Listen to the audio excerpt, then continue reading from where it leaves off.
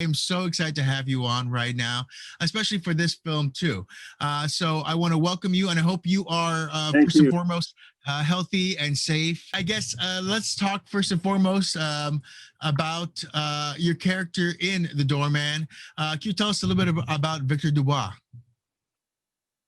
Yeah, it is somebody who likes he likes the painting. He's been kind of a collector, and he had a partner, and the partner is gone with the painting, so he is back to get the painting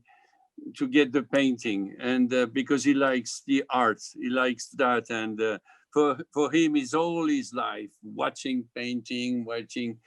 He likes that, so he's able to. I mean, he's ready to kill for that, and he will do it, obviously. Yes, and uh, tell us about working with the cast and Ruby too. Have you met Ruby before? No, no, no. I was really surprised because she's very easy, and when you meet somebody which is a good actor, you don't have to explain anything or to discuss. Or it is as easy. It's like playing tennis. When you play tennis and you have a good partner, the ball goes and back and forth, and she's very disciplined, very honest, and I was really surprised when I saw all the action, because she's very tough and very believable in the action scenes. So I was happy to meet her, and it was an honor for me to work with her. Well, and her action scenes too. I mean, some of it's probably lent from being Batwoman as well, and some other fun stuff she probably brought to the set. Yeah, yeah, yeah. But it's not easy to be believable in action scenes, and to engage your body as the way she is capable to do it. For someone who has done a lot of action himself, what was it that you think really delivered the best performance for you when you did action? Was it knowing the character, or was it just the repetition of the movements themselves until they were a part of you? It is first of all to trust the person in front of you. It's very important to trust, because if you don't trust, you're not going to engage yourself inside the fight. And second, not to try to do something that physically you cannot do, because even you have to say no also, and not be shy and say no, this part of the fight I cannot do it. I cannot do it. Otherwise, you can have an injury. And just believe in the person in front of you and do exactly what you are capable. Don't do something that you cannot do. Now, and that's funny, especially since you are a person that was in a Mission Impossible movie, and that Yes. seems like there's a lot of let's just try that, especially with Tom Cruise and how much he's expanded after all these years too. So, was that something you always had, or did your younger self try to do more than he could do, and that's a lesson you learned? You learn with the time. You learn movies after movies, because you reach your limits. That's why I said that. And sometimes when you're young, you're completely unconscious, and that you can do more. But getting older, that's the body is not following. So you don't have to be crazy. Don't be crazy. Try to do it. If you're confident, the fight will be nice to see it. But if you're not confident, you'll be afraid and scared, and everybody will see that. And I have to ask too. It's been just about 25 years since Mission Impossible. Um, Yeah. is there anything that still makes you smile about that shoot, that production, that you can still look back at and you kind of just smile because you knew that was a good day and everything just went perfect? Yeah, no, it is amazing what Tom Cruise was able to do with that license, if we can say, because it is new and fresh again and refresh again, and every time he will surprise you. No, no, it is very smart, and very talented. Yes. Did you work? Would you have ever imagined that we'd be moving towards 7 or 8 Mission Impossibles later? Did you ever think that we'd be moving this far out? Never, never, never. Today, again, you're not the only one who has talent on earth. A lot of people has talent. That's This is the true. first lesson. Talent, everybody has his own talent. You're not the only one. I agree. I agree. Although it seems like Tom Cruise is taking all the extra talents he can whenever he can. Yeah. I would like to see if that he ever put a resume together of the things he can do, because I know that that probably expands on a daily basis. Exactly. So Yeah. so explain this story. So let's say a friend or a comrade came to you and they asked you to explain the Doorman before there was a picture to show. How did you first explain this movie to a friend? The movie is an action movie. Okay, everybody understood that, but it is a story of somebody who came to a building to get back painting that the partner stole from him. But in the middle of that story, you will find Ruby Rose. She's a hero, and because we attack the building, and then we will attack her family, and she will defend the family, and by the end, she's a real hero. But you will have a fantastic action movie between the first point and the last point.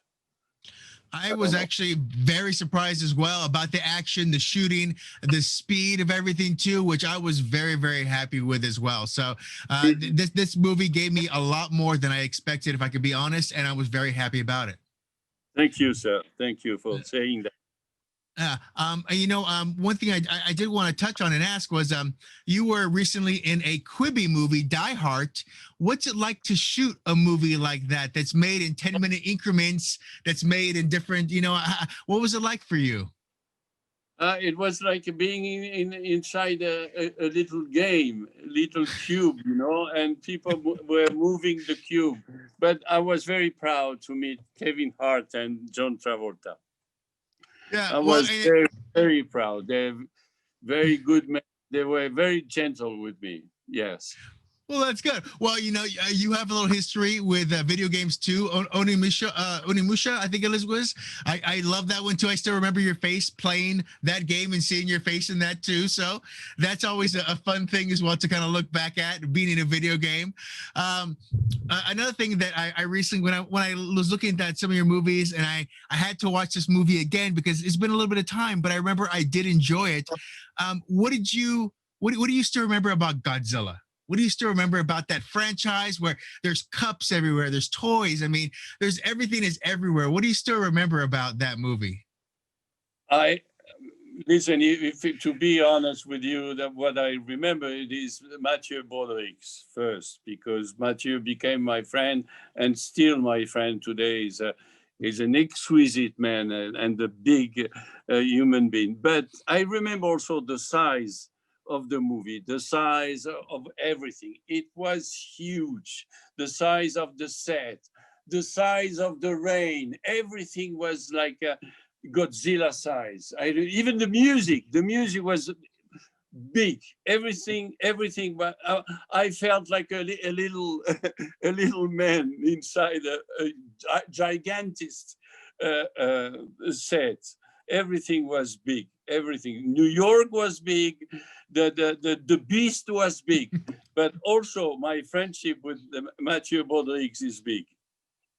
Oh, that's fantastic. Well, I hope that was a fun shoot.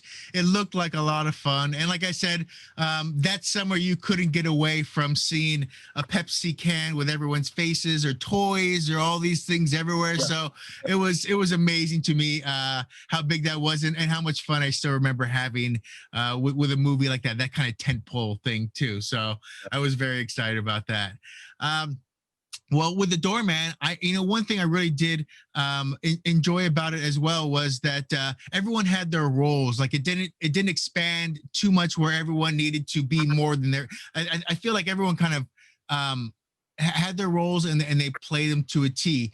Now your role was somebody who wanted something, but it was also someone who was willing to allow violence to happen. As someone who's acted in very varied characters, good, bad, violent, what is one of the things you think about when you have to be an evil character or a violent person? Yeah, you said the right, because it is um, those characters admit that they can kill to have what they want, and it is not an hazard in their mind. They prepare for that, and uh, maybe it is the evolution of action movies. We have to be careful with that, because violence is not a good guide, okay? But it is true, in that movie, everybody is ready to kill for money, which is not good by the end, of course, and you will see the end. But it is true what you just said. Yeah, yeah, yeah. Violence is very present, and it is one millimeter from their mind. Yes, exactly. Yeah.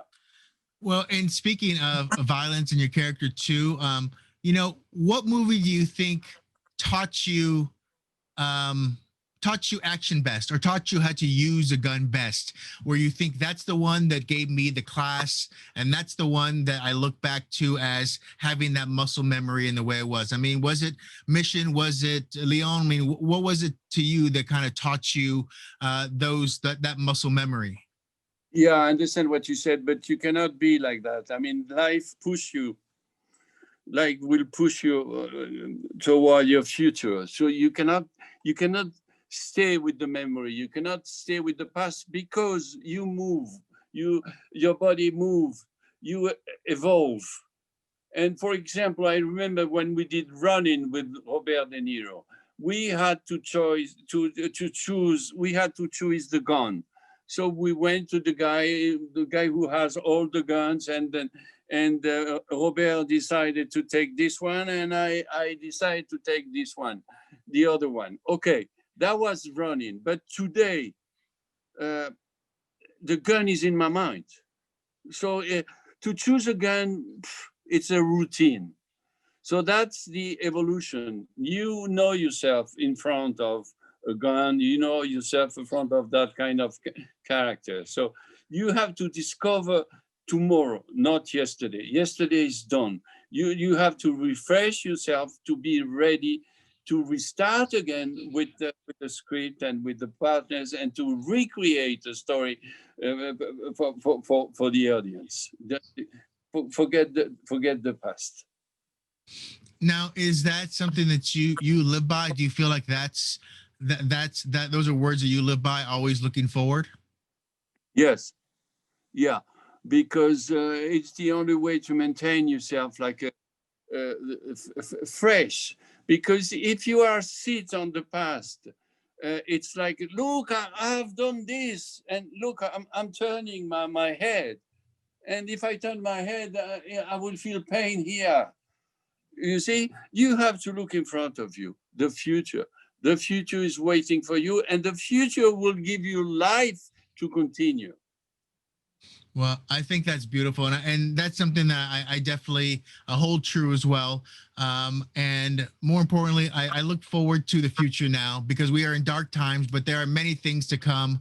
And so, as I mentioned at the beginning, I'm glad to see you are healthy and well. I hope But mentally you are healthy as well. Mentally, everything is healthy as well, especially in this world. People are getting very downtrodden in some regards. So. I hope you keep that outlook going forward as we move through this and get to a whole new world, and hopefully soon movies in theaters again, which is something, you know. Do you still, as a last question, do you still remember the first movie you saw in a theater? Do you remember that feeling, that emotion, the first time you saw a movie in a theater? yeah, it was an Italian movie, black and white. Yes, with Vittorio Gassman. Yeah, and it was surprising to have people telling you a story. Like, wow, and you go inside the story and you forget yourself, and you look up at the screen and you forget yourself. That's magic, magic. A movie can be magic, and it is nice. Very much so. Well, I want to thank you for talking with us today. We look forward to everyone getting a chance to enjoy this film and have a reprieve from reality for a little while too. Action is just as good as comedy, is just as good as drama, and they all let us escape a little bit and have a little fun. So I want to thank you once again, and I hope you have a fantastic day. Thank you, sir.